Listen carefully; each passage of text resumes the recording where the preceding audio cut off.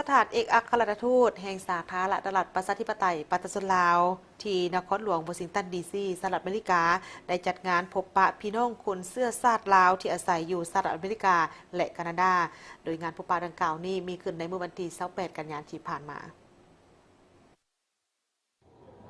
ในโอกาสที่เคลื่อนไหวเยี่ยมยามและเฮ็ดเวียกอยู่ที่นครหลวงวอชิงตันดีซีสหรัฐอเมริกา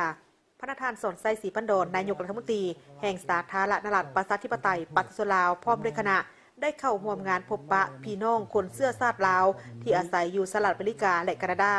ซึ่งจัดขึ้นโดยสถานเอกอัครราชทูตแห่งสาธารณรัฐประชาธิปไตยประชาชนลาวที่นครหลวงวอชิงตันดีซีสหรัฐอเมริกาโดยมีท่านรัฐมนตรีรองรัฐมนตรีกระทรวงการต่างประเทศและคณะติดตามเอกอัครราชทูตพร้อมด้วยพนักงานสถานทูตและพี่น้องคนเสื้อชาติลาวที่ดำรงชีวิตอยู่สหรัฐอเมริกาและแคนาดาหลายกว่า200ท่านเข้าร่วมในพิธีท่านผู้โขงศรีสุราษฎร์เอกอัครราชทูตแห่งสาธารณรัฐประชาธิปไตยประชาชนลาวประจำสหรัฐอเมริกาและแคนาดาได้กล่าวว่างานพบปะในครั้งนี้แม่นเป็นโอกาสให้แก่พี่น้องคนเสื้อชาติลาวได้พบปะและรับฟังการอบรมจากการนำขั้นสูงของลาวเกี่ยวกับการพัฒนาเศรษฐกิจสังคมอยู่สาธารณรัฐประชาธิปไตยประชาชนลาวก็คือนโยบายและความเอาใจใส่ของรัฐบาลลาวต่อพี่น้องคนเสื้อชาติลาวที่ดำรงชีวิตอยู่ต่างประเทศเว้าเฉพาะอยู่สหรัฐอเมริกาและแคนาดาพร้อมเดียวกันนี้ยังเป็นโอกาสอันดีให้แก่พี่น้องคนเสื้อชาติลาวได้แลกเปลี่ยนสนทนากับการนำขั้นสูงของสาธารณรัฐประชาธิปไตยประชาชนลาวอันได้เฮ็ดให้พวกเขาเจ้ามีความรับรู้มีความเข้าใจเป็นอย่างดีเกี่ยวกับแนวทางการพัฒนาประเทศก็คือนโยบายต่างๆที่รัฐบาลลาวมีต่อพี่น้องคนเสื้อชาติลาวอยู่ต่างประเทศ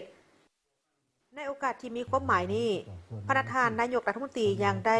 เน้นหนักว่ารัฐบาลลาวย่ำใดก็ถือพี่น้องคนเสื้อชาติลาวอยู่ต่างประเทศเป็นส่วนหนึ่งของวงคณะญาติแห่งชาติเป็นกำลังแหงในการประกอบส่วนสร้างสาพัฒนาประเทศชาติโดยทางกงหรือทางอ้อมตามสภาพเงื่อนไขและความสามารถตัวจริงของเขาเจ้าพร้อมทั้งแสดงความสมเสยต่อกับพี่น้องคนเสื้อชาติลาวที่สืบต่ออนุรักษ์รักษาฮีตของประเพณีอันดีงามและการอนุรักษ์ความเป็นลาวรวมทั้งการประกอบส่วนในการเผยแพร่วัฒนธรรมอันดีงามของลาวอยู่ชุมชนในประเทศที่เขาเจ้าอาศัยอยู่ประกอบส่วนในการเสริมขยายสายสัมพันธมิตรภาพในการร่วมมือระหว่างสาธารณรัฐประชาธิปไตยประชาชนลาวกับอเมริกาสาธารณรัฐประชาธิปไตยประชาชนลาวกับแคนาดาพี่น้องชาวลาวที่ดำรงชีวิตอยู่สหรัฐอเมริกาอยู่แคนาดาก็ล้วนแต่มีจิตใจดีงามหาวหันประกอบส่วนในอาชีพทำมาหากินด้วยความมุ่งมั่นขยันเพียรและก็สร้างฐานะครอบครัวของตนเองให้ดีขึ้นทีละก้าวนะทั้งเป็นผู้ปกปักรักษาและก็เผยแพร่เหตุข้อประเพณีอันดีงามของคนลาวของเฮาเป็นต้นเหมือนกัน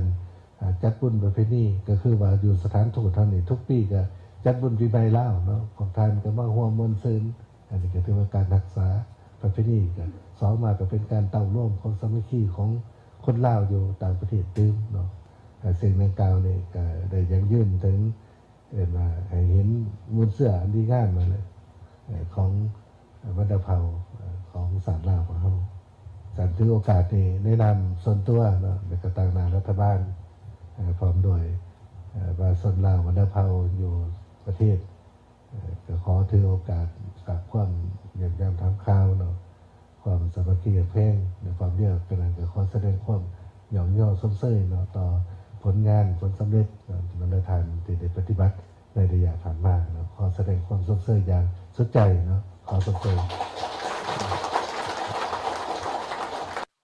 พร้อมกันนี้ประธานนายกรัฐมนตรีก็ยังได้แจ้งสภาพการพัฒนาเศรษฐกิจสังคมของลาวในปัจจุบันที่กำลังสุ่มใส่เพื่อบรรลุบรรดาคาดหมายสู่สนต่างๆของรัฐบาลในระยะท้ายของการปฏิบัติแผนพัฒนาเศรษฐกิจสังคมแห่งชาติครั้งที่9บรรดาเป้าหมายพัฒนาแบบยืนยงเพื่อนับเอาประเทศชาติหลุดพ้นออกจากสถานภาพประเทศด้อยพัฒนาการปฏิบัติ2วาระแห่งชาติสืบต่อในการยกระดับชีวิตการเป็นอยู่ของประชาชนลาวบรรดาเผ่าให้ดีขึ้นเรื่อยๆซึ่งทุกภาคส่วนในสังคมกำลังพร้อมกันจะตั้งปฏิบัติด้วยความเอาใจใส่เป็นเจ้าการและรับผิดชอบสูงนอกจากนั้นประธานนายกรัฐมนตรียังได้ถือโอกาสที่มีความหมายสำคัญนี้เชิญชวนพี่น้องคนเสื้อชาติลาวอวยหน้ากับเมือเยี่ยมยามบ้านเกิดเมืองนอน ไปท่องเที่ยวหรือดำเนินธุรกิจอยู่สาธารณรัฐประชาธิปไตยปาตสุลาวโดยเฉพาะในท้ายปี 2025 นี้ที่จะมีการเฉลิมฉลองวันสถาปนาสาธารณรัฐประชาธิปไตยปาตสุลาวครบรอบ 50 ปี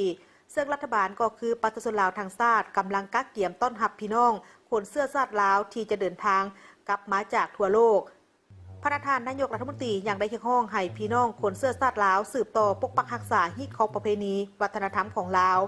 พร้อมจิตพร้อมใจเป็นน้ำหนึ่งใจเดียวกันในการส่งเสริมอนุรักษ์ความเป็นลาวที่มีเกียรติสง่าอยู่ประเทศที่ตนดำรงชีวิตก็คือเวทีสากลอื่นๆพร้อมทั้งประกอบส่วนสร้างสาพัฒนาประเทศลาวตามกำลังแหงของตน